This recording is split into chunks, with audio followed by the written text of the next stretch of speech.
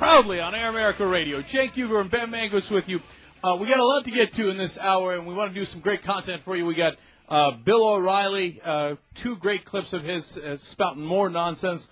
We got a story that once again proves conclusively it's all about the oil, of course. But meanwhile, we have a lot of you on the line, and we want to get to your calls about the state of Air America at different stations. Madison, Wisconsin has Air America is the number one political talk station in the market, and they're taking it off for girls volleyball.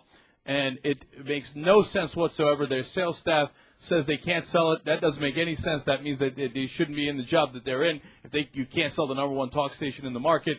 And in Washington, D.C., WWRC, so-called Progressive Talk, is keeping the progressive format but cutting a lot of the Air America shows, including the Young Turks. And now, do you think it makes sense to cut the Air America format in the nation's capital in Washington?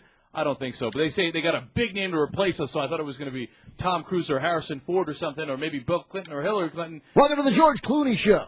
Right. Turns out it's Bill Press. Oh.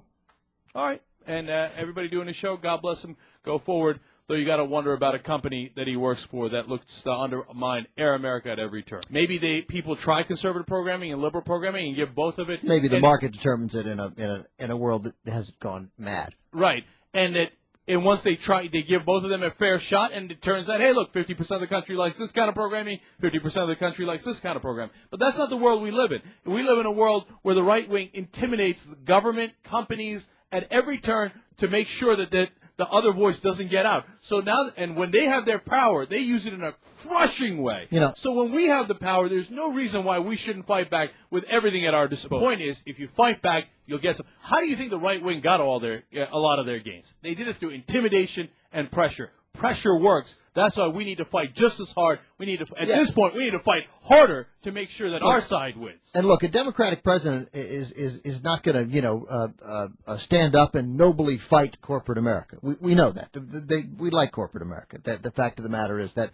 But you know what would be nice is a Democratic president we've had Bill Clinton in the last 25 years, and that's been it. But now we see how important it is appointing some people to the Federal Communications Commission who didn't sort of decide that accidentally having a nipple sneak out was going to cost every station, what is it, $300,000 per violation? The final number was $350,000. Something more than $300,000 that's not going to sort of claim that sort of innovative and bold programming is indecent. That's not what they're there for. So let's get some non-reactionary, non-radical. Let's get some mainstream people who are based in the reality-based community on the Federal Communications Commission. Somebody's got to do the job, and a lot of times the volunteers do the job. But and everybody fights in their own way, and every caller here has had a different suggestion. And you know what? You should all do it. You just get out and do it. You'd be amazed how much of a difference it makes, anywhere from making a simple call to your local station or writing an email, and we'll have the numbers and the emails of the Wisconsin and the D.C. stations up on theyoungturks.com right after this segment, actually.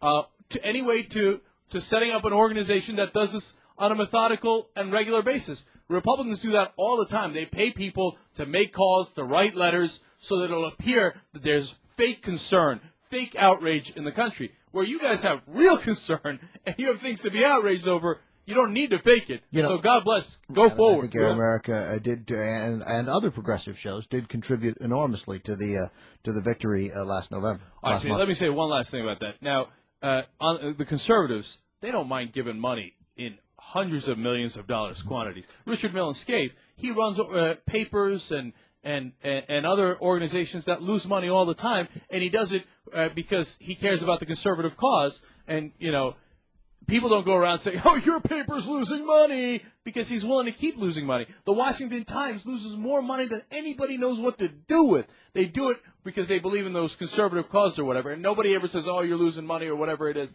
And those conservatives, they step up to the plate, and they put the money in. Right. Now, would it help, of course, if people on our side did it? Yes. Do people on our side do it to some degree? Yes. I'm very, very optimistic, and I think we're about to have some good news on Air America. So don't worry about the money for now. This is not a plea for money or anything like that. I don't want anybody to get the wrong impression. Right now, what matters most is your voice. and we want you to speak out on it and actually call and email these stations. That matters a lot more than the money, because look, Air America's got to figure it out, and we're very, very hopeful about what's about to